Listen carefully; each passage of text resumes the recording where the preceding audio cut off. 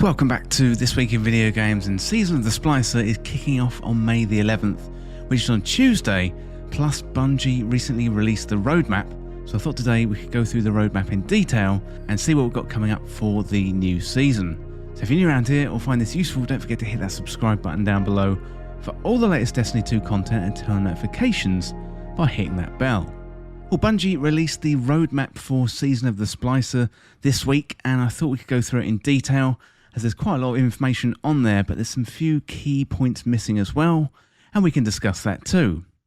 So kicking off on May the 11th, we got the intro mission, we got armor synthesis, and the endless night begins.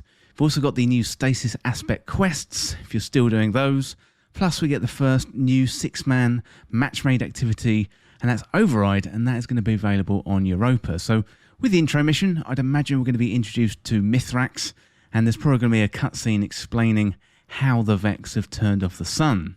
So Ada 1 is going to be in the tower with armor synthesis, and don't forget you can start earning those materials as of Tuesday. And it'll be really fun to jump into that new 6-man activity, the Override activity, and I really am hoping it's going to be something like the Menagerie, as that probably was one of the best activities we've had in the season so far. Well, that is everything on day 1, then moving on to May the 14th. So Trials of Osiris begins, and it will be interesting to see if they update the loot pool this season. I know a lot of people down in the comments have been shouting for Eye of Soul and the Summoner to come back, so it'd be really interesting to see what we're going to get. I don't think we're going to be getting any new weapons. So recently we had the Igneous Hammer, and this weekend we've got loads of Igneous Hammer.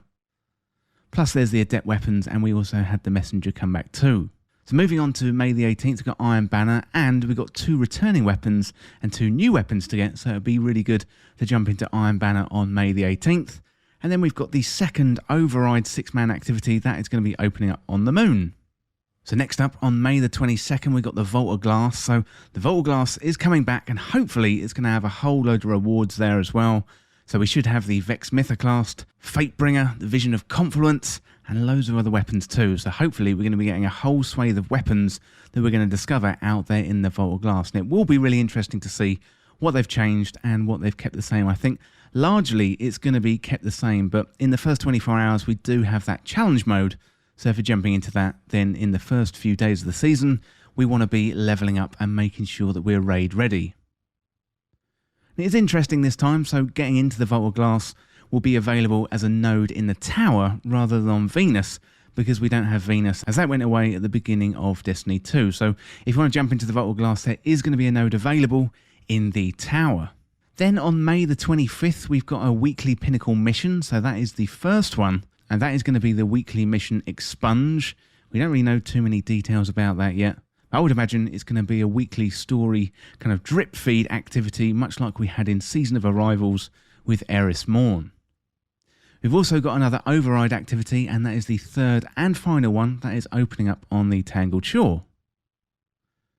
Then on the 1st of June, we've got another weekly pinnacle mission. Then on June the 8th, we've got Iron Banner coming back, so if you missed out on those weapons the first time round, you can jump into a bit more Iron Banner. And we got another weekly pinnacle mission. So on June the 15th, we've got the Vault of Glass raid challenges, and we've got another weekly pinnacle mission. And then on June the 22nd, there's another weekly pinnacle mission. On June the 29th, we've got another Iron Banner and another weekly pinnacle mission, so it looks like a lot of nodes on this calendar are taken up by the weekly pinnacle mission. So hopefully that is going to be substantial and work well with the Override activity. On June the 8th, we've got Solstice of Heroes begins, and the Vault of Glass difficulty options are going to be opening up. So it's really good to see we're going to get a hard mode version of the raid. I don't think we've had difficulty settings on a raid for some time, so that is going to be really, really good. On August the 3rd, we've got Solstice of Heroes ends and another Iron Banner, so we've got plenty of Iron Banner coming up in this season. One on May the 18th, one on June the 8th, another one on June the 29th, and another on August the 3rd, so plenty of opportunities to get those new Iron Banner weapons. Then finally, on August the 10th, we've got the Epilogue. Now it looks like that is going to be leading into the new season, and the season finally ends on August the 24th. So it looks like we've got 2 whole weeks of that Epilogue, and that is going to be really, really interesting to see what that is. I don't know if this is right, but I can't see the Traveller in that picture there. It looks like a whole bunch of Guardians are looking over the last city, but I can't see the Traveller in the distance. So what isn't on the map here is an exotic quest. So hopefully we're going to be getting the Vex Mythoclast from the Vault of Glass raid, and we already have the exotic sidearm on the season pass. Normally, we do get 2 or 3 exotic weapons per season, so it will be interesting to see whether Bungie drop some secret mission midway through the season. I'm not sure we're going to get anything like Presage again, because I imagine that was a whole load of work, and really that carried quite a lot of the story content through Season of the Chosen. Now, let me know down in the comments what you think of the roadmap for Season of the Splicer.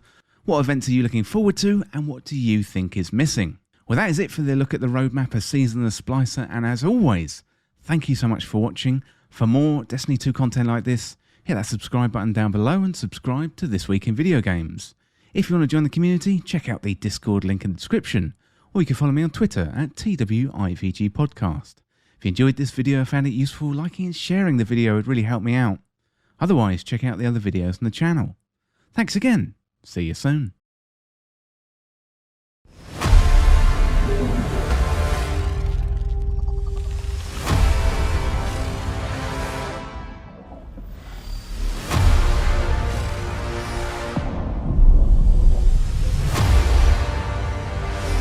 This morning, for the first time in humanity's long and storied history, the sun did not rise. It's a Vex simulation that has plunged the city into an endless night. Osiris and I could only think of one we might turn to. Mithrax.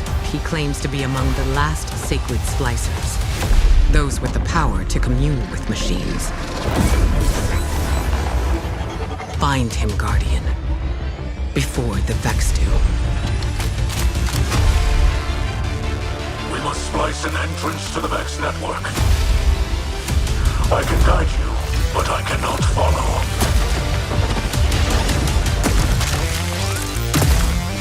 Once inside, you must find your own way.